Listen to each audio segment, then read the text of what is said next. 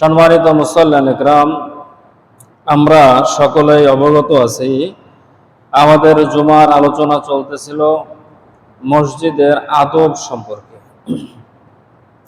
আমরা গত জুমায় 8 নম্বর পর্যন্ত আলোচনা করেছিলাম। আল্লাহ তাআলা যদি তৌফিক দান করেন সে ধারাবাহিকতা বজায় রেখে আজকে বাদবাকি নির্ধারিত সময়ের মধ্যে আলোচনা করার চেষ্টা করব ইনশাআল্লাহ।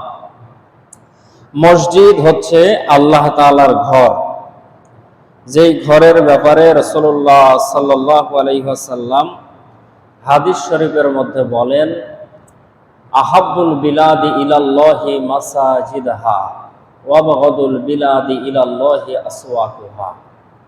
নবীজি বলেন যে আল্লাহ তাআলার নিকট সব থেকে প্রিয় জায়গা, শ্রেষ্ঠ জায়গা দুনিয়ার মধ্যে হলো মসজিদ, আর সব থেকে নিকৃষ্ট জায়গা হলো বাজার। খেয়াল করে শুনতে হবে।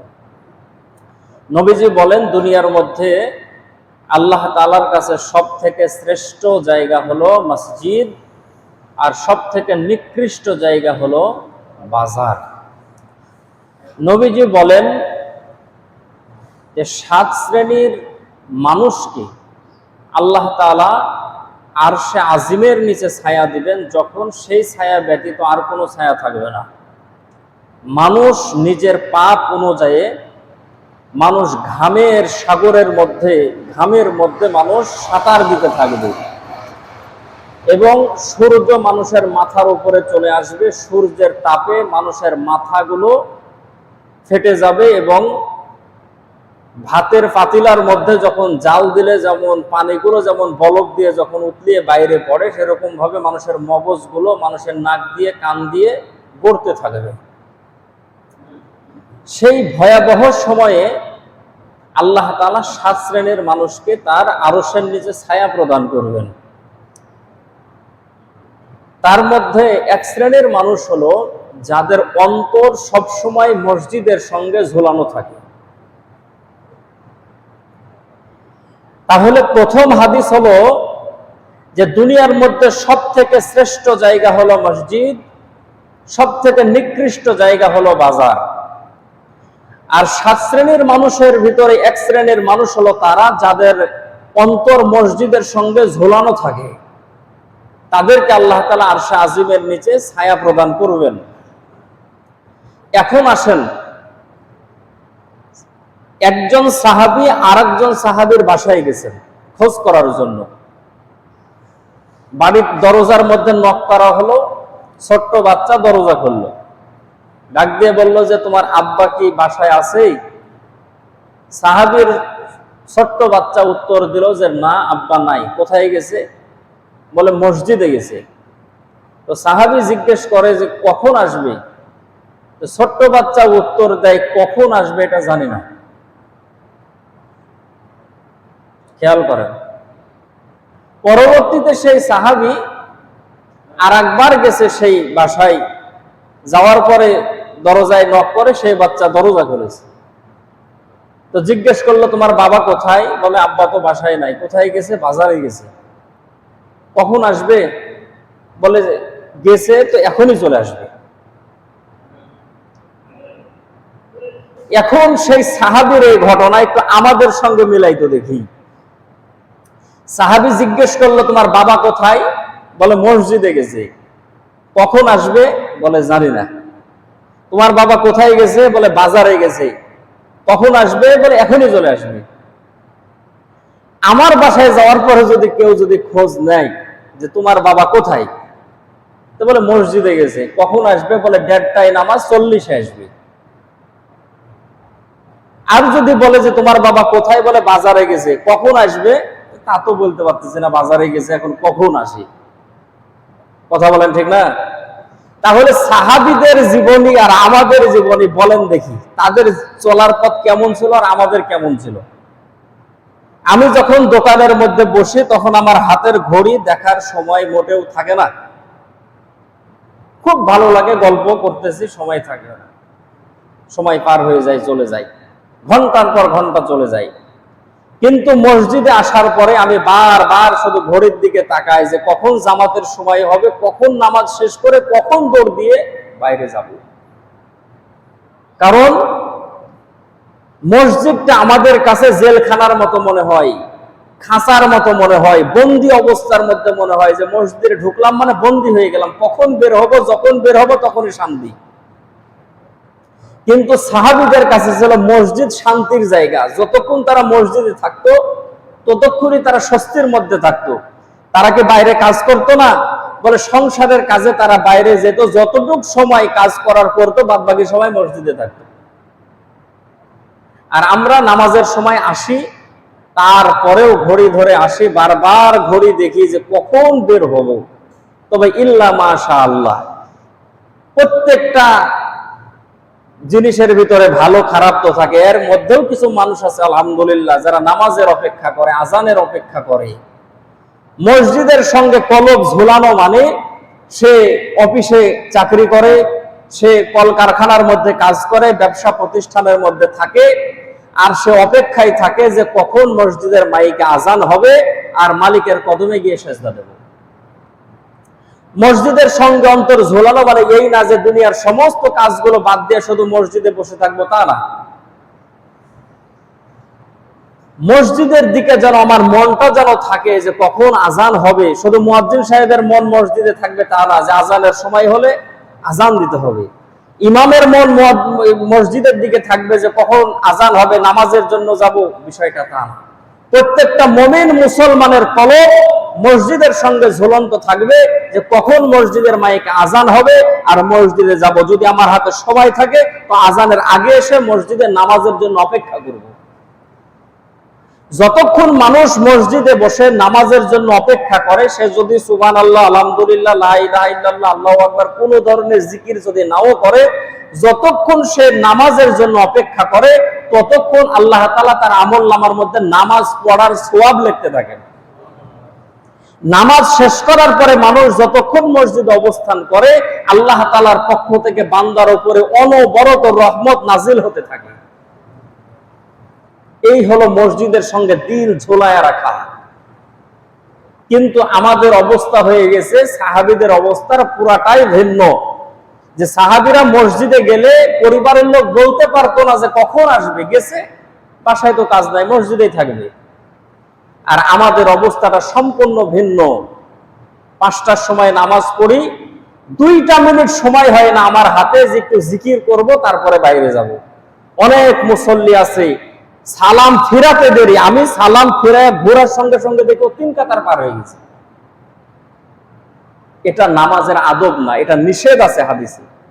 সালাম ফেরানোর পরে একবার বান্দা বলবে আল্লাহু আকবার, তারপরে 3 বার বলবে আস্তাগফিরুল্লাহ, আস্তাগফিরুল্লাহ, শেষের বার একটু টান দিয়ে বলতে হবে আস্তাগফিরুল্লাহ। এটা পড়ার পরে আয়াতুল কুরসি পড়বে। আল্লাহুম্মা আনতাস সালাম ওয়া মিনকাস সালাম যদি জানে সেটা পড়বে। কমসে কম আয়াতুল কুরসির আমল আছে। নবীজি সাল্লাল্লাহু আলাইহি ওয়াসাল্লাম বলেন, যে ব্যক্তি 5 ওয়াক্ত নামাজ জামাতের সঙ্গে পড়লো এবং নামাজের পরে আয়াতুল কুরসি পাঠ করলো, নামাজের পরে আয়াতুল কুরসি পাঠ করলো, সে ব্যক্তি জান্নাতে ঢুকেই গেছে। এখনো ঢোকেনি কেন? জান্নাতে চলে গেছে। এখনো ঢোকেনি কেন? বলে সে মৃত্যুবরণ করেনি সেই জন্য। মাঝখানের বন্ধনটা হচ্ছে মৃত্যু। যে সে যদি 5 ওয়াক্ত নামাজের পরে আয়াতুল কুরসি পড়ে তো আল্লাহ রাসূল বলেন যে সে জান্নাতে চলেই গেছে, এখনো সে জান্নাতে প্রবেশ করেনি কেন? বলে তার মৃত্যু হয়নি। তাই মৃত্যুর সঙ্গে সঙ্গে এপারে দুনিয়া তো ওপারে মালিকের জান্নাত অপেক্ষা করতেছে। আয়াতুল কুরসি পড়তে কতটুকু সময় লাগে? আমার অনেক মুসল্লি আছে এই সময়টাও তার হাতে নাই, তাহলে সে কত সময় মেনটেন করে? সালাম ফেরানোর সঙ্গে সঙ্গে চলে যায়। হাদিসে সম্পূর্ণ নিষেধ। কমসে কম এই আমলগুলো করার পরে তার যতই জরুরি কাজ থাকুক, সে 3 তাসবিহ 6 তাসবিহ জিকির করবে, সে রাস্তায় হাঁটতে হাঁটতেও করতে পারে, কোনো সমস্যা নাই, মসজিদে বসে থেকেও করতে পারে, সমস্যা নাই। কিন্তু এই কয়টা কাজ না করে সে কাতার ভেঙে চলে যাওয়া হাদিসে নিষেধ আছে, কিন্তু আমরা অনেকেই করতেছি। সম্মানিত মুসল্লিন ইকরাম, এই জন্য মসজিদ আমাদের কাছে বন্দিশালা মনে হয়, যে মসজিদের ভিতরে আসলে আমাদের বন্দি বন্দি মনে হয়, জেলখানা মনে হয়। এটা বুঝে যায় আরো স্পষ্ট ওই সময়, যে সময় আপনি মসজিদে ঢুকেছেন আর মুষলধারে বৃষ্টি শুরু হয়েছে, জামাত শেষ হয়ে গেছে কিন্তু বৃষ্টি আর বন্ধ হয় না, ছাতাও আপনার কাছে নাই। আপনারা খেয়াল করেছেন কিনা জানেন, আমি ভালোভাবে দেখেছি মুসল্লিরা শুধু এই মসজিদে না, যে হুজুর শুধু আমাদেরকে বললেন, অনেক জায়গায় দেখেছি যে মানুষ জানালার কাছে আর দরজার কাছে গিয়ে তাকায়া থাকে, মনে হয় যে কি আফসোস জেলখানায় বন্দি তাকায় আছে, যে কখন পানি বন্ধ হবে। মসজিদে আসার পরে বৃষ্টি হলে একটু খেয়াল করে দেখবেন। এখন এই কথা শোনার পরে নাও হতে পারে, অধিকাংশ সময় দরজার কাছে দাঁড়ায় আছে, জানালার কাছে দাঁড়ায় আছে। আচ্ছা, এরকম কি দেখেছেন কোন সময়? আমার চোখে তো পড়ে নাই যে আজান হয়ে গেছে, মসজিদে আসতে হবে নামাজ পড়ার জন্য, কাছে ছাতা নাই, পানি শুরু হয়েছে। আচ্ছা, 10 বাড়ির 20 বাড়ির মানুষ দরজার কাছে দাঁড়ায় আছে আর আফসোস করতেছে, হা হা ছাতা নাই, মসজিদে নামাজ পড়তে যাবো, এখন তো জামাত শুরু হয়ে যাবে। যখন দেখে যে আজানের পরে পানি শুরু হয়ে গেছে, বৃষ্টি হচ্ছে, তখনও মনে মনে মাসালা বানায় যে এত বৃষ্টির ভিতরে জামাত না ধরলেও সমস্যা নাই, যাই নামাজ বিছে আল্লাহু আকবার। তাহলে মসজিদের উপরে আমাদের আকর্ষণ খুব একটা বেশি নাই, তবে আলহামদুলিল্লাহ কিছু কিছু মানুষের আছে। এই জন্য সম্মানিত মুসল্লিন ইকরাম, মসজিদকে শান্তির জায়গা বানানো, যে মসজিদে আসলে যদি আমার অন্তরের মধ্যে যদি তৃপ্তি লাগে, শান্তি লাগে, যদি ভালো লাগে যে না মসজিদে গেলে আমার ভালো লাগে। কোন মসজিদে ভালো লাগে? যে মসজিদে এসি লাগানো আছে ওই মসজিদে ভালো লাগে, ঠান্ডা বাতাস একটু বেশিক্ষণ ভালো লাগে। কিন্তু না, মসজিদে এসি থাকবা না থাক, ফ্যান থাকবা না থাক, উপরে মসজিদের ছাদ থাকবা না থাক, এটা বিষয় না। বিষয় হলো মসজিদ আমার শান্তির জায়গা, মসজিদে গেলে আমার ভালো লাগে, মসজিদের দিকে আমার মন ঝুঁকে থাকে। নবীজি বলেন তার জন্য আল্লাহ তাআলা আরশে আজিমের নিচে ছায়ার ব্যবস্থা করে দিবেন। সম্মানিত মুসল্লিন ইকরাম, মসজিদে যখন আজান হতো, আল্লাহ রাসূল সাল্লাল্লাহু আলাইহি ওয়াসাল্লাম নিজের আত্মীয় স্বজনকেও চিনতেন না। মসজিদে হযরতে বেলাল আজান দিয়েছে, আল্লাহ রাসূল সাল্লাল্লাহু আলাইহি ওয়াসাল্লাম উত্তম রূপে ওযু করে মসজিদের দিকে রওনা করতেছে। আয়েশা সিদ্দিকা সামনে দাঁড়ালেন। আল্লাহ রাসূল আয়েশা সিদ্দিকার দিকে কেমন যেন খেয়ালই করেন না, চলে আসতেছেন। আয়েশা সিদ্দিকা আরেকটু সামনে গিয়ে দাঁড়াইছে। আল্লাহ রাসূল জিজ্ঞেস করেন যে তুমি কে? এখন বলেন দেখি, আমার স্ত্রী যদি আমার সামনে এসে দাঁড়ায় আর আমি যদি জিজ্ঞেস করি যে তুমি কে, তাহলে তো একটা চিন্তা ভাবনার কথা যে মাথা টাথা হয়তো খারাপ হয়ে গেছে, কি ব্যাপার, এই কথা বলে কেন? আয়েশা সিদ্দিকা আল্লাহ রাসূলের সামনে 2 হাত প্রশস্ত করে দাঁড়াইছেন আল্লাহ রাসূলের সামনে। আল্লাহ রাসূল বলেন যে তুমি কে? আয়েশা সিদ্দিকা বলেন যে আমি আয়েশা। আল্লাহ রাসূল বলতেছেন যে আয়েশা কে? বুখারীর হাদিস। আল্লাহ রাসূল জিজ্ঞেস করেন আয়েশা কে? আয়েশা সিদ্দিকা বলতেছেন আবু বকরের মেয়ে। আল্লাহ রাসূল বলতেছেন যে আবু বকর কে? আয়েশা সিদ্দিকা বলতেছেন আবু বকর হচ্ছে কুহাফার সন্তান। এই কথা যখন বলেছেন তা আল্লাহ রাসূল চুপ করেছেন, কিন্তু আল্লাহ রাসূলের চেহারার ভিতরে অস্থিরতা দেখা যায়। আয়েশা সিদ্দিকা রাদিয়াল্লাহু তাআলা আনহা চিন্তা করলেন যে রাসূলের কোনো সমস্যা হলো নাকি। আল্লাহর রাসূল বললেন যে আয়েশা, পথ ছেড়ে দাও, আজান হয়েছে, এখন আল্লাহ তাআলা আমাকে ডাকতেছেন, এখন আল্লাহর ডাক ব্যতীত অন্য কোনো মানুষের ডাকে সাড়া দেওয়ার সময় আমি রাসূলের হাতে না। আবু বকর সিদ্দিক কাছের মানুষ ভুলে গেছেন, আয়েশা সিদ্দিকা বিবি স্ত্রী তার কথা ভুলে গেছেন। কেন? মসজিদের মধ্যে আজান হয়েছে, হাইয়া আলাস সালাহ, হাইয়া আলাল ফালাহ, এসো নামাজের দিকে, এসো কল্যাণের দিকে। যখন নামাজের দিকে ডাক দেওয়া হয়েছে, যখন কল্যাণের দিকে ডাকা হয়েছে, তখন আর হাতে সময় নাই, তখন মসজিদের দিকে বান্দা রওনা করবে। সম্মানিত মুসল্লিন ইকরাম, আল্লাহ পাক রব্বুল আলামিন আমাদেরকে মসজিদমুখী হওয়ার মতো তৌফিক দান করুন, বলেন আমিন। আমরা মসজিদের আদব সম্পর্কে 8 নাম্বার পয়েন্ট পর্যন্ত আলোচনা করেছিলাম, আশা করি আপনাদের মনে আছে। 9 নাম্বার হলো মসজিদে রসুন, পেঁয়াজ, মূলা এবং দুর্গন্ধ জাতীয় কোনো খাবার খেয়ে মসজিদের মধ্যে না আসা। মসজিদের 9 নাম্বার আদব একেবারে হাদিসের মধ্যে স্পষ্ট। পেঁয়াজ রসুনের কথা একেবারে স্পষ্ট। পেঁয়াজ রসুন, আমাদের দেশে যেটা মূলা আছে সেটা খেলেও মুখ দুর্গন্ধ হয়, এই জাতীয় খাবারগুলো খেয়ে মসজিদে আসা নিষেধ। কারণ এর দ্বারা মানুষও কষ্ট পায়, ফেরেশতারাও কষ্ট পায়। আচ্ছা বলেন, পেঁয়াজ রসুন মূলা বা এই জাতীয় যে দুর্গন্ধ হয় যে খাবারগুলো খেলে, এই খাবারগুলো হালাল না হারাম? হালাল না হারাম বলেন? হালাল। খাই যেহেতু আমরা এগুলো হালাল, কিন্তু মসজিদে আসা নিষেধ। হালাল জিনিস খাওয়া হালাল, কিন্তু সেগুলো খাওয়ার পরে মসজিদে আসা নিষেধ। তাহলে সিগারেট, বিড়ি, গাঁজা, ইয়াবা, ফেন্সিডিল, মদ, আরো যে সমস্ত জিনিসগুলো আছে এগুলো খায়া মোটামুটি নামাজ পড়লে কোনো সমস্যা নাই তো নাকি? সম্মানিত মুসল্লিন ইকরাম, যেগুলো হালাল জিনিস সেগুলোকে মসজিদে প্রবেশ করা মাকরুহে তাহরিমি, প্রবেশ করা নিষেধ, আদবের খেলাফ। তাহলে যেগুলো খাওয়াই সম্পূর্ণরূপে হারাম, তাহলে সেগুলো খাওয়ার পরে মসজিদের মধ্যে প্রবেশ করা এটা কি বলেন? সম্পূর্ণরূপে নিষেধ, সম্পূর্ণরূপে হারাম। কিন্তু অনেক নামাজির পাশে দাঁড়ালে সিগারেটের গন্ধ পাওয়া যায়। অনেক নামাজির পাশে দাঁড়ালে সিগারেটের গন্ধ পাওয়া যায়। আমি তো দেখেছি এই আমাদের কাকরহাটের পাশে এক মসজিদে, আমি শুক্রবারের দিন যাচ্ছি, এক কাজে এক জায়গায় উঠেছি, আসরের সময় এক মসজিদে নামাজ পড়ে আমি বের হচ্ছি, এক মুসল্লি মসজিদের বারান্দার উপর সিগারেট ধরাই ফেললো। আমি জীবনে দেখিনি, ওই সেদিন দেখলাম মসজিদের বারান্দার দাঁড়ায়, একেবারে বারান্দা মসজিদের, হয়তো জুম্মার দিন ওই জায়গাতেও মানুষ নামাজ পড়ে, বারান্দার পর ওখানে সিগারেট ধরাই ফেললো। আমি ওই জায়গার এক লোকে বললাম যে এই জিনিস আমি জীবনে দেখিনি, যেটা আপনার এলাকাতে আমি এসে দেখলাম। অস্থির অবস্থা, যেন কখন থেকে যে খাই নাই ওর মন, যে নামাজ শেষ হতে দেরি পায় না, যে মসজিদের ভিতরে গ্যাস লাইট মারে। তাহলে নামাজি বুক পকেটে সিগারেটের প্যাকেট রেখে নামাজ পড়ে, রুকুত যাওয়ার সময় ঠাস করে সামনে পড়ে যায়, এই দৃশ্য আমাদের চোখের সামনে আমরা দেখেছি, যে সিগারেটের প্যাকেট নিয়ে মসজিদে নামাজ পড়ার জন্য ঢুকেছে। সম্মানিত মুসল্লিন ইকরাম, যেই জিনিস দ্বারা মানুষ কষ্ট পায়, অনেক মুসল্লির হাতের সঙ্গে হাত মিলালে হাত আর নাকের কাছে নিয়ে যাওয়া যায় না, দুর্গন্ধ। তাহলে এই যদি হয় নামাজির অবস্থা, অনেক মুসল্লির মুখে 5 ওয়াক্ত নামাজও পড়ে, মুখ ভর্তি সুন্দর দাড়িও আছে, আবার সুযোগ পেলে টানটুনো মারতেছে।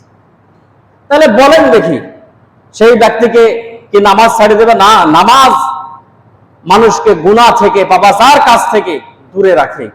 তাহলে সে নামাজও পড়তেছে, গুনাহও করতেছে, তাহলে বোঝা যায় যে নামাজ তার নামাজের মতো হচ্ছে না, এই জন্য সে গুনাহর কাজ থেকে ফিরতেছে না। কিন্তু নামাজে যখন মসজিদে যখন আসবে, তখন তো তার পোশাক থেকে সুন্দর আতরের ঘ্রাণ বের হবে, তার মুখ থেকে ভালো সুগন্ধ বের হবে, কিন্তু না, আমাদের মুখ থেকে দুর্গন্ধ বের হয়।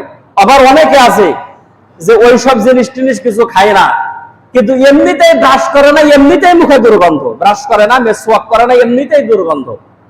তার সামনে দাঁড়াই থেকে কথা বলা যায় না, দাঁতগুলো তরমুজের বিচি বানাই ফেলেছে। আল্লাহর যে এক নিয়ামত দাঁত, যার দাঁত নাই ওকে জিজ্ঞেস করেন যে কুরবানির সময় আর কি কষ্ট হয় মানুষের হাড্ডি খাওয়া দেখি। এই আল্লাহর নিয়ামত দাঁত, সে পান খাওয়ার পরে আর অন্যান্য যা যা জিনিস খাইছে, দাঁতের অবস্থা একেবারে লাল করে ফেলেছে।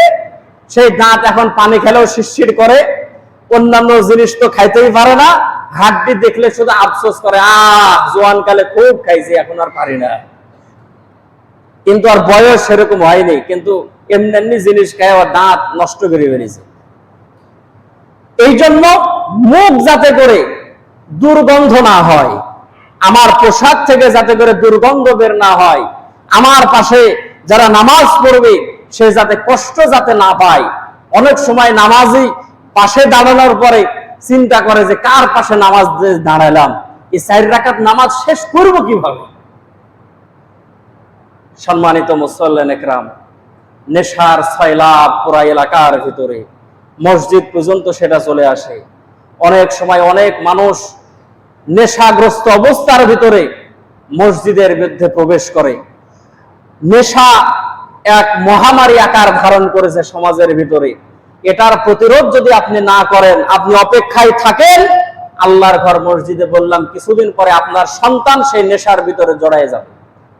আপনি আজকে সমাজকে ঠিক করবেন না, আপনার সন্তান, আপনার ছোট ভাই, আপনার ভবিষ্যৎ প্রজন্ম নষ্ট হলো কি হলো, এর মধ্যে কোনো সন্দেহ নাই।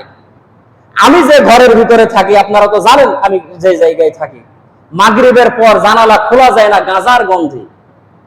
একদিন যদি না হয়, আপনি এসে আমার ঘরে শুধু দেখবেন, আমি জানালা খুলিই না। যারা জানে না, অন্য মেহমান যদি আসে, ভাই একটু জানালাটা একটু খুলেন, হাওয়া বাতাস আসে, ভাব এর কি আমেরিকান আতরের সেন্ট আছে দিক দিয়ে, এটা খোলা যাবে না, এটা অন্য ধরনের জানালা। আচ্ছা বলেন দেখি, এই জায়গার মধ্যে যে মানুষগুলো নেশা করে সব কি আশেপাশের এলাকা থেকে আসে না এই এলাকার মানুষ? আজকে আপনি দেখতেছেন কে অমুকের বেটা, অমুকের ভাই, অমুকে অমুক অমুক বলে আপনি আজকে কাটাই দিলেন, তাদেরকে বাধা দিলেন না, ধমক দিয়ে উঠাই দিলেন না, যে তোর খাবার যদি খুব প্রয়োজন হয় তুই বাড়ির দরজা বন্ধ করে ঘরের ভিতর খা।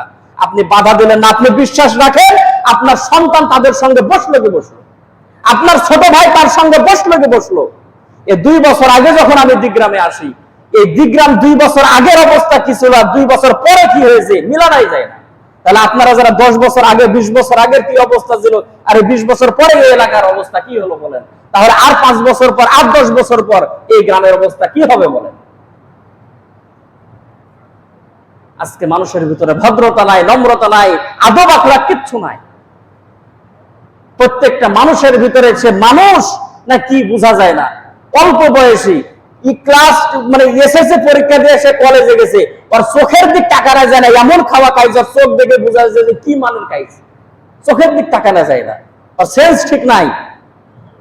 সম্মানিত মুসল্লিন ইকরাম, তাহলে সে কলেজে যাওয়ার পরে যদি অবস্থা হয়, সে ভার্সিটি যাওয়ার পরে কি হবে? আর এই লেখাপড়া করে সরকারি চাকরি কল্পনাই করা যায় না। যতই আন্দোলন করেন কোনো কাজ হবে না। সম্মানিত মুসল্লিন ইকরাম, এই জন্য সমাজকে সুন্দর করতে হবে।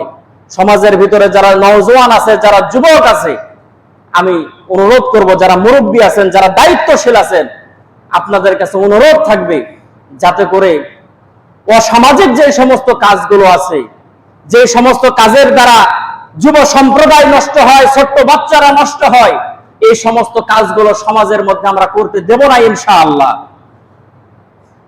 সবাই ইনশাআল্লাহ তো বললেন না? ইনশাআল্লাহ। যদি নেশা আমার বাপ করে তাও পুলিশের ধরাই দিতে হবে, যদি আমার চাচা করে তাও ধরাই দেবে। আগে এই মিটিং গুলো বেশি হতো, ইমাম সাহেবদেরকে ডাকতো আর বারবার বলতে যে হুজুর নেশার বিরুদ্ধে ওয়াজ করেন, নেশার বিরুদ্ধে ওয়াজ করেন। আমরা নেশার বিরুদ্ধে ওয়াজ করি আর ওরা ভারতের বর্ডার খুলে দেয়, ইয়াবা বাংলাদেশে ঢোকায়। যত ধরনের নেশা বড় বড় এমপি মন্ত্রীর গাড়িতে করে বাংলাদেশের ভিতরে আসে, আর আমাদের মতো মৌলবি ভিড়াই দিতেছে যে হুজুর আপনারা শুধু ওয়াজ করেন, মানুষ যাতে নেশা না করে।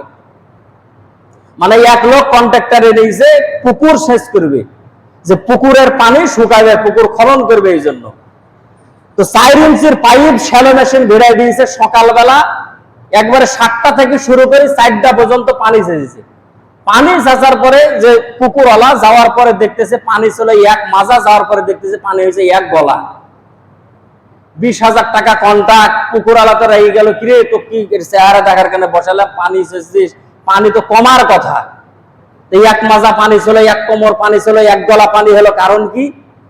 এ আর কারণ বুঝতে পারে না কি কারণ। পরে তদন্ত করে দেখা গেল এদিক 4 ইঞ্চি পাইপ দিয়ে পানি সেচে বাহির করে, আর পুকুরের তলা দিয়ে একজন 8 ইঞ্চি পাইপ দিয়ে পানি ঢোকায়। তাহলে এদিক যদি 8 ইঞ্চি দিয়ে ঢুকে আর ওদিক যদি 4 ইঞ্চি দিয়ে যদি বাড়ায়, তাহলে কিয়ামত পর্যন্ত সেচতে পারে এই পানি, পুকুরের পানি শেষ হবে? আমরা 4 ইঞ্চি পাইপ দিয়ে জুম্মার মসজিদের জালসাত শুরুত শুরুত শুরুত শুরুত করে পানি, নেশা করো না, টিভি দেখো না, গান বাজনা শোনো না, আর এগুলার অনুমতি প্রশাসন দিয়ে দিছে, তাহলে এগুলো বন্ধ হবে? আমরা 4 ইঞ্চি দিয়ে চলছি, ওরা 16 ইঞ্চি পাইপ দিয়ে সাপ্লাই দিচ্ছে সমাজ। এই জন্য এগুলোর বিরুদ্ধে ব্যবস্থা নিতে হবে। সম্মানিত মুসল্লিন ইকরাম, আর যদি কারো অভ্যাস এরকমই থাকে যে, এবার দুঃখের কথা কি, আর একটা কথা মনে বলে শোনেন, এবার হজের আগ দিয়া আমাকে একজন কল দিয়েছে, আমার পরিচিত মানুষ। আমাকে বলতেছে যে মুফতি সাহেব একটা মাসালা সব হুজুরে তো বলা যায় না, আপনার সাথে ভালো খাতির এই জন্য কল দিলাম, একটু বলেন। কি বলে? আমি নিয়াত করেছি হজে যাব। আলহামদুলিল্লাহ, খুব ভালো। তো বলতেছে যে হুজুর হজে যে যাব, এখন একটু মাসালা হলো যে ইহরাম করা অবস্থায় সিগারেট খাওয়া যাবে কি যাবে না? কথা কি বুঝেছে? যে ইহরাম করা অবস্থা সিগারেট খাওয়া যাবে কি যাবে না? আমার মাথায় ঘিরে গেছে, আয় সর্বনাশ, 7 লাখ টাকা খরচ করে হজে যেছে, আর জিজ্ঞেস করতে যে ইহরাম পরা অবস্থায় খাওয়া যাবে কি যাবে না। তারপরে এ কথাটুক বলার পরে বলতেছে যে হুজুর শোনেন, এখন আমি দিনে 3 প্যাকেট করে খাই, এখন ইহরাম অবস্থায় যদি 1 প্যাকেট খাবো 2 প্যাকেট বাদ দিব, নাহলে 5-7টা খাইতেই হবে হুজুর, নাহলে তোমার মাথা ঠিক থাকবে না, দোয়া কালাম ইবাদত কিচ্ছু হবে না, তাহলে তোমার টাকা লস। এখন বলেন দেখি, ওই যদি সিগারেট না খাই আর মাথায় বলে ঠিক থাকবে না, বলে আমার দোয়া কালমা কিচ্ছু হবে না, এখন বলেন যে ইহরাম করে টান টুন দেওয়া যাবে কি যাবে না? আমার মাথায় খারাপ হয়ে গেল, হাই যাবো না তো মামা, তোমার হজ করতে খেয়ে ফেলেছে, বলো দেখি তুমি এটাই তুমি ছাড়তে পারলা না? রাসূলুল্লাহ সাল্লাল্লাহু আলাইহি ওয়াসাল্লাম বলেন হাদিস শরীফের মধ্যে যে জমজমের পানি পান করার পরে কোনো মানুষের যদি পিপাসা দূর না হয়, দুনিয়ার মধ্যে আর এমন কোনো পানি নাই যেই পানি পান করলে তার পিপাসা দূর। আর কাবা শরীফ দেখার পরে মানুষ যদি গুনাহ যদি না ছাড়ে, তাহলে দুনিয়ার আর এমন কোনো ঘর নাই, এমন কোনো জায়গা নাই যেই জায়গায় গেলে সে গুনাহ ছাড়তে পারে। সে হজে যাবে, ইহরামের কাপড় পরবে, ইহরামের কাপড় পরা মানে এমন অবস্থা যে শরীরে যদি মশা বসে, মাছি বসে, মারা যাবে না, দাড়ির মধ্যে হাত দেওয়া যাবে না যদি উপরে যায়, মাথার চুল হাসড়ানো যাবে না, সুগন্ধি তেল দেওয়া যাবে না, সুগন্ধি জাতীয় খাবার খাওয়া যাবে না, হাত পায়ের নখ কাটা যাবে না, স্ত্রী যদি কাছে থাকে ওই জাতীয় কোনো কথাই বলা যাবে না, শিকারি করা যাবে না, শিকারি ওই দিকে আছে ইশারাও করা যাবে না, জুতা যদি পায়ে দিতে হয় বাধা বা স্যান্ডেল পায়ে দিতে হবে, পা ঢেকে যাবে এরকম জুতা পরা যাবে না, এই সমস্ত জিনিসগুলো করা যাবে না। আর মামা জিজ্ঞেস করে যে খাওয়া যাবে কি যাবে না? সম্মানিত মুসল্লিন ইকরাম, তাহলে বলেন আমাদের সমাজ আছে কোন জায়গায়? এটা আহামরি কোনো বিষয় না যে এটা ছাড়া যাবে না, এটা থেকে দূরে আসা যাবে না। নিয়ত করেন ইনশাআল্লাহ নেশা জাতীয় কোনো জিনিস খাবো না, পান করবো না, বলেন ইনশাআল্লাহ। আর যদি দেখি যে আমার বাপ খাচ্ছে, আমার ভাই খাচ্ছে, আমার সমাজের অন্য কোনো মানুষ থাকছে, আমি তাকে আদবের সাথে নিষেধ করব। নিষেধ যদি সে যদি না শুনে, আমাদের দেশের প্রশাসন এখন মোটামুটি এখন পুলিশ ফাঁড়ি পাহারা, থানা পাহারা দিতে, আবার সেনাবাহিনী লেগেছে, মাথায় খারাপ। ওদের কাছে বলে দিবেন যে এই এই ব্যবসা করে, এই এই জিনিস খায়, কোনো সমস্যা নাই, 999 কল লাগাই দিবেন যদি এলাকার মধ্যে কোনো যদি অন্যায় যদি চলে। আমি নিজে অন্যায় করব না, কেউ অন্যায় যদি করে সেটাকে আমি সাপোর্ট করব না। কেউ পুকুরে মাছ চুরি করার জন্য জাল খাও দিলে ওই যেমন চোর, কেউ মাছ নেওয়ার জন্য খলাই ধরে থাকবে সেই সমান চোর। একজন খাই, ও যেমন অপরাধী, খাওয়ার পরে আপনি দেখে নিষেধ করেন না, প্রতিবাদ করেন না, আপনি সমান অপরাধী।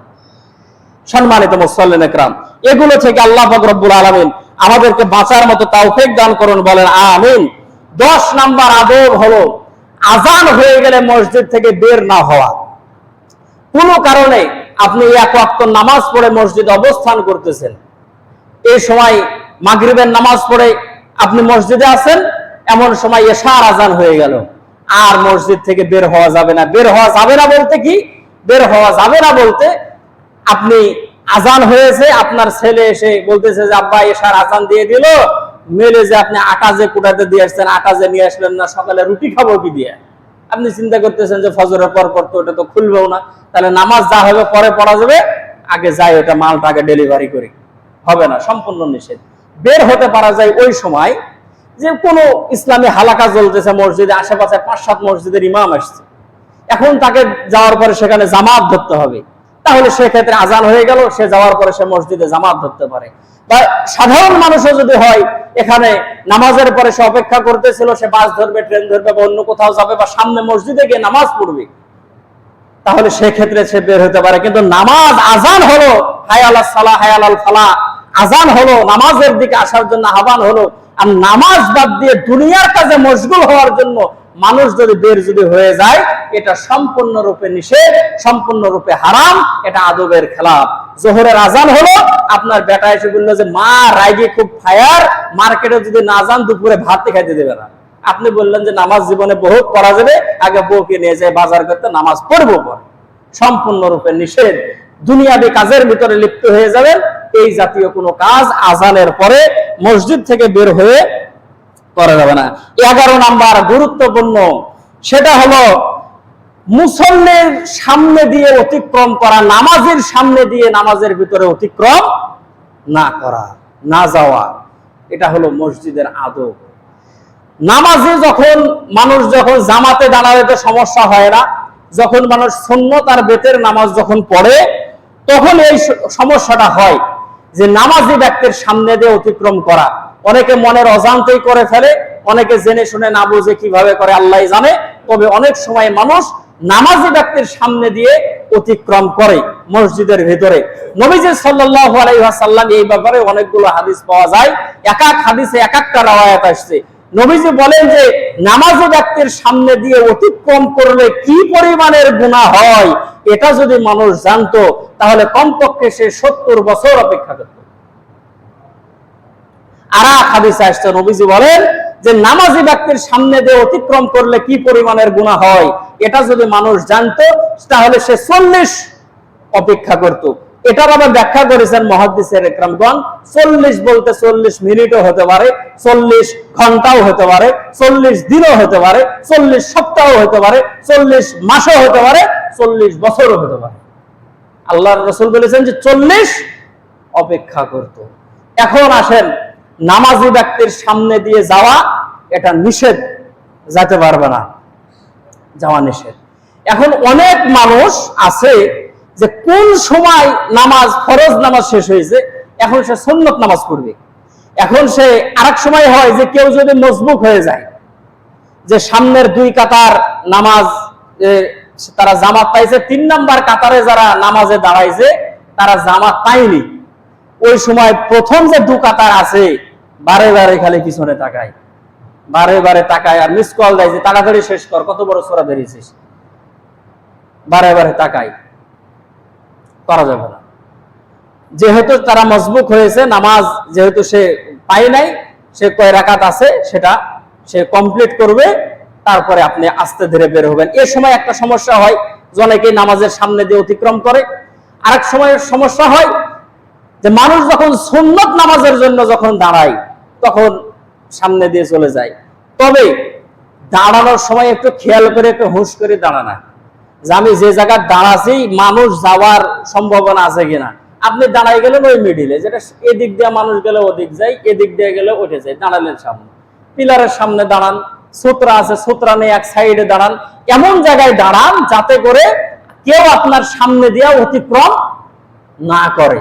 কিন্তু অনেক মানুষ আছে আসার পর আল্লাহু আকবার শুরু করে দিলে, এখন মানুষ ওই বারবার হয় পিছনে তাকায় আর না হলে সামনে দিয়ে চলে যায়।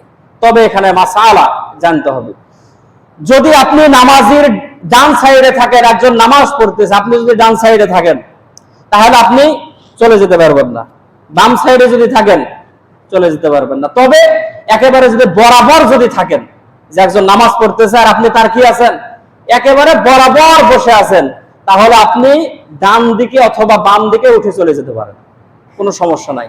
কথা কি বোঝা গেছে? নামাজের সামনে দিয়ে অতিক্রম করা যাবে না। তবে নামাজির যদি একেবারে সামনে সামনে যদি থাকেন, যে আমার পিছনে একজন নামাজ পড়তেছে বা আপনার পিছনে একজন নামাজ পড়তেছে বা আপনি নামাজ আছে, আবার আপনার এই পিছনে একজন নামাজ পড়তেছে, আপনি সামনে বসে আছেন, তাহলে আপনি উঠে ডান দিকে চলে গেলেন বা বাম দিকে চলে গেলেন, এটা করা যাবে, কিন্তু সামনে দিয়ে অতিক্রম করা যাবে না। এখন প্রশ্ন হলো যে হুজুর অতিক্রম যে করা যাবে না, কতক্ষণ পর্যন্ত করা যাবে না, আমার হাতে তো এত সময় নাই। তাহলে আপনাকে দেখতে হবে, যদি আপনার সেজদা, আপনি যে জায়গায় সেজদা দিবেন এই জায়গার ভিতর দিয়ে কেউ যদি অতিক্রম করে, হাদিস আছে আপনি হাত বাঁধে আছেন, আপনার হাতের ভিতর দিয়ে আপনি যে সেজদা দিবেন এই বরাবর যদি কেউ যায় আপনি হাত দিয়ে বাধা দিতে হবে, বুঝে যায় আপনি বাধা দিবেন, এই দিকে আসলে আপনি বাধা দিয়ে দিবেন। এখন যাবো কোন দিক দিয়ে? এই সামনে দিয়ে যাওয়া ছাড়া কোনো বুদ্ধি নাই। তাহলে আপনাকে খেয়াল রাখতে হবে যে নামাজের কমপক্ষে 3 কাতার যাতে ফাঁকা থাকে। কয় কাতার? 3টা মানুষ দাঁড়ায়া সেজদা দিতে পারে, 1 2 3 এরকম 3 কাতার সেজদা দিতে পারে। বা নামাজে দাঁড়ায় আছে, নামাজের দৃষ্টি সেজদার জায়গায় থাকলেও আরেকটা সামনে দিয়ে দেখা যায় না, যতদূর পর্যন্ত নামাজের দৃষ্টি যায় না ততদূর দূর দিয়ে আপনাকে যেতে হবে, যাতে করে নামাজের মনোযোগ নষ্ট না হয়। আর এই জায়গায় আমি নামাজে দাঁড়ালাম, এদিক দিয়ে সরাসরি মানুষ যায়, তাহলে নামাজটা হবে, নামাজ হবে না, গুনাহগারও হবে, আর এদিকে নামাজের খুশু নষ্ট হয়ে যাবে। এই জন্য নামাজের সুন্নত নামাজে দাঁড়ানোর সময় একটু খেয়াল করে দাঁড়ানো, যে আমি কোন জায়গায় দাঁড়াইছি, আমার সামনে দিয়ে কেউ অতিক্রম করবে কিনা। আর অতিক্রম যদি করতে হয় না করারই চেষ্টা করব, করলে কমপক্ষে 3 কাতার দূর দিয়ে অতিক্রম করতে হবে। আর যদি কেউ কাজ দিয়ে অতিক্রম করতে যায়, আপনার হাত দিয়ে যদি বাধা, যতদূর হাত যাবে এর মধ্যে যদি করে, আপনি কি করে দিবেন? আপনি বাধা দিয়ে দিবেন। আর যদি দেখেন যে নামাজের সামনাসামনি আপনি আছেন, সেখান থেকে আপনি উঠে চলে যেতে পারেন, কোনো সমস্যা নাই। এই দিকে খেয়াল করা, তবে নামাজির সামনে দিয়ে যাতে করে না যাওয়া হয় সেই দিকে খেয়াল রাখা। সম্মানিত মুসল্লিরা কিরাম, 12 নম্বর হলো কাঠ ডিঙ্গিয়ে, কাতার ভেঙ্গে সামনে না আসা। এই সমস্যাটা আছে, আজকেও একজন করেছেন। আমি যখন বক্তব্য দিই তখন কেউ কেউ এসে মুয়াজ্জিন সাহেবের কাছে টাকা দেন, ওঠে 4-5টা মানুষ বসে থাকে, এসে টাকা দেন। টাকা দিবেন না এটা আমি বলিনি, কিন্তু টাকা দিবেন নামাজের আগে এসে টাকা দিয়ে দিবেন, আর না হলে যখন সুন্নতের টাইম দেওয়া হয় তখন এসে দিবেন, আর না হলে যখন নামাজ শেষ হবে তখন এসে আপনি দিবেন। 1 নম্বর অপরাধ করেছেন আপনি, যে কাতার ভাঙ্গে ডেঙ্গায় আপনি সামনে গেছেন, এসে সব হয়েছে টাকা দান করেছেন, কিন্তু এই যে মানুষের ঘাট ডাঙ্গায় যে সামনে আসলেন, গুনার কাজ করেছেন। 2 নাম্বার হলো যখন কেউ বক্তৃতা দেয় আর সামনে যখন মানুষ কথা বলে বা মনে হয় যে এই কাজ ওই কাজ করতেছে, বক্তৃতার দিক মনোযোগ নাই, তখন যত বড়ই হুজুর হোক ওর বক্তৃতা ঠিক মতন হয় না। আর আমরা ছোট হুজুর, আমার এটা আরো হবে না। এবার আমি ওয়াজ করতেছি, আপনি খাতার পাতা উঠতেছে, মানে অমনোযোগী ভাব। খেজুরের গাছের মাথা কাটিয়েছেন, ওই সুন্দর নলা লাগানো আছে, আর বার্গি আর কলসি যদি ওই নল বরাবর যদি না থাকে, তাহলে 3 বছর যদি আপনি পাইতে ধরেন, ওই কলসি রস ভরবে? ঘাট টাড়া গেড়ে দিয়ে বসে থাকে মুসল্লি, হুজুর তুমি তোমার মতন ওয়াজ করে, আমি আমার মতন ঘুমাই। করা যাবে না। এই জন্য এরকম করবেন না। রাসূলুল্লাহ সাল্লাল্লাহু আলাইহি সাল্লাম মসজিদের মধ্যে খুতবা দিতেছেন, একজন ব্যক্তি মসজিদের মধ্যে প্রবেশ করলেন, মানুষকে সরায়া কাঠ ডাঙ্গায় সামনের দিকে আসলেন। আল্লাহ রাসূল খুতবা থামায়া ধমক দিলেন, থামো, তুমি সেখানে বসো। আল্লাহ রাসূল ধমক দিয়ে বসায় দিলেন এবং বললেন, যেটা মারাত্মক ধরনের গুনাহ, কবিরা গুনাহ, মানুষকে কষ্ট দিয়ে সামনের দিকে আসা বড় ধরনের কবিরা গুনাহ। আল্লাহ রাসূল তাকে সেখানে বাধা প্রদান করলেন। আর আল্লাহ রাসূল বললেন যে তোমার সামনের কাতারে নামাজ পড়ার যদি এত ইচ্ছা হয়, তাহলে আগে আগে মসজিদে আসো। নবীজি বলেন যে সামনের কাতারে নামাজ পড়লে যে কত সওয়াব, এটা যদি মানুষ জানতো, তাহলে দুনিয়ার কাজগুলো বাদ দিয়ে সে মসজিদে আসতো। আসার পরে যদি দেখতো যে সামনের কাতার ফিলাপ হয়ে গেছে, 2 জন ব্যক্তি একসঙ্গে প্রবেশ করেছে, একজন ব্যক্তির বসার জায়গা আছে, 2 জন ব্যক্তির বসা হবে না, তাহলে 2 জনের ভিতরে তারা লটারি করতো যে ওই জায়গার মধ্যে কে বসবে। আর আমাদের হলো আগে যা আগে যা, তুই আগে যা, যখন কাতার সোজা করে আগে যা, এই কাকা আগে যান আগে যান, ওই সামনে যাবে না, সামনে আসলে গুনাহ হবে মনে হয়েছে, ঠেলে ঠেলে সামনে দিয়েছে, এ ভাই যান যান কাতারটা পূরণ করে, ওই হাঁটবে না, ওই একবারে নিয়াত করে জায়গায় দাঁড়াই গেছে, এখান থেকে হাঁটলে মনে হয় গুনাহ হয়েছে। কিন্তু না, যখন কাতার যখন সোজা করার যখন হবে, তখন আপনি সামনের কাতার গুলো আগে পূরণ করবেন। সামনের কাতার পূরণ হয়ে গেছে, 2য় কাতার, 3য় কাতার, আপনার সামনে যে কাতার থাকবে আপনি সেই কাতারগুলো আগে আপনি পুরা করবেন, তারপরে আপনি পিছনের কাতারে দাঁড়াবেন। কিন্তু না, অনেক সময় মুসল্লিকে দেখা যায় যে সামনের কাতারে আরো 2-3 জন দাঁড়ানো যাবে, এটা বাদ দিয়ে পিছনের কাতারে দাঁড়াই গেছে। এটা কোনো সময় করবেন না। আবার আরেকটা মাসালা আছে, যদি দেখেন যে একেবারে ফিলাপ, ওই দিকেও মানুষ দাঁড়ানো যায় না, এই দিকেও মানুষ দাঁড়ানো যায় না, একাই দাঁড়াবে, এটা নিষেধ আছে। আপনি একজনকে টান দিতে পারেন, তাই বলে মুয়াজ্জিন সাহেবের টান দিবেন না। একজনকে টান দিবেন যে মুয়াজ্জিনের ডানে থাকে বা বামে থাকে বা তার পাশে থাকে, এরকম একজনকে পিছনে টান দেবেন। এখন ওরা বা মাসালা জানা থাকবে, তাছাড়া ওই নামাজে দাঁড়াইছে আর পিছন থেকে যদি টান দেয় তাহলে কই না মেরে দিবে, যেমন নামাজে দাঁড়াইছে ফাজলামো করতে এসেছে। কিন্তু এটা হলো জামাতের নিয়ম যে 2য় কাতারে, 3য় কাতারে, এরকম প্রত্যেকটা কাতারে, যে কাতারে কেউ নাই, দাঁড়ানোর সুযোগ নাই, তাহলে একজনকে সামনের কাতার থেকে একজনকে টান দেওয়ার পরে তার সঙ্গে দাঁড়ায়া কাতার শুরু করা, নামাজ শুরু করা। তবে খেয়াল রাখতে হবে, শুধু মুয়াজ্জিন সাহেব দিয়ে না, একজন ভালো আলেম দাঁড়াইছে, কারণ আলেম মুয়াজ্জিন একজন জাননেওয়ালা ব্যক্তি, যারা ইমামের সহকারী। ইমামের যদি কোনো কারণে যদি নামাজ এটা সামনে আসবে, নামাজের যদি সমস্যা হয়, তাহলে তাকে নামাজটা চালায় দেবে। ওকে যদি টান দিয়ে আপনি 3 নম্বর কাতারে নিয়ে চলে যান, আর ইমামের ওযু যদি নষ্ট হয়ে যায়, তাহলে জামাতটা চালাবে কি? এই জন্য যদি কোনো জান্নাওয়ালা ব্যক্তি যদি সামনে থাকে, তাকে টান দেবেন না, আশেপাশে যে থাকবে তাকে আপনি টান দিয়ে আপনি কাতারটা সোজা করবেন, কাতারটা আপনি শুরু করবেন। তবে সামনের কাতারে দাঁড়ানো যাবে, ফাঁকা জায়গা আছে, এটা বাদ দিয়ে পিছনে কাতার কোনো সময় শুরু করবেন না। শুধু এই মসজিদে না, কোনো মসজিদে যেখানে আপনি নামাজ পড়েন দেশের কোনো জায়গাতে আপনি এই কাজ করবেন না। কাতার গুলো আগে সুন্দর করে আগে পুরা করবেন। দাঁড়ানোর সময় আপনি গোড়ালির দিকে, এখন তো সুন্দর টাইলস দিয়ে দাগ করা আছে, গোড়ালির দিকে, দাগের দিকে দাঁড়ায় গোড়ালি দিয়ে আপনি কাতার সোজা করবেন। কাতার যদি আপনি সোজা করেন, আল্লাহ রাসূল সাল্লাল্লাহু আলাইহি সাল্লাম বলেন, আল্লাহ তাআলা তার অন্তরকে সোজা করে দিবে, অন্তরের মধ্যে আল্লাহ তাআলা নূর দান করবে। আর কাতারের মধ্যে কেউ যদি বক্রতা রাখে, বাঁকা হয়ে যদি দাঁড়ায়, আল্লাহ রাসূল বলেছেন যে আল্লাহ যেন তার কলবকেও যেন বক্রতা করে দেয়, তার কলবকেও যেন বাঁকা করে দেয়। কতটা ধমকির কথা! আর হযরত ওমর রাদিয়াল্লাহু তাআলার কথা তো আরো মারাত্মক কথা। উনি নামাজের সময় এলে রীতিমতো লাঠি আর তরবারি নিয়ে কাতারে ঘুরতেন, যে খারাপ বাঁকা হয়ে দাঁড়ায় আছে, উনি তরবারি দিয়ে কাতার সোজা করতেন। যে ফরজ বিধান আল্লাহ তাআলার সামনে দাঁড়াবে, আর যে সে করে দাঁড়ায় যাবে সেটা না, মানে তরবারি দিয়ে কাতার সোজা করতেন। সম্মানিত মুসল্লিন ইকরাম, এই জন্য কাতারগুলো সুন্দর করে পুরা করা। 12 নম্বর পর্যন্ত আমরা আলোচনা করলাম। আল্লাহ পাক রব্বুল আলামিন যদি তৌফিক দান করেন, সামনে জুমায় বাদ বাকি যেগুলো আছে সেগুলো থেকে আলোচনা করব। আল্লাহ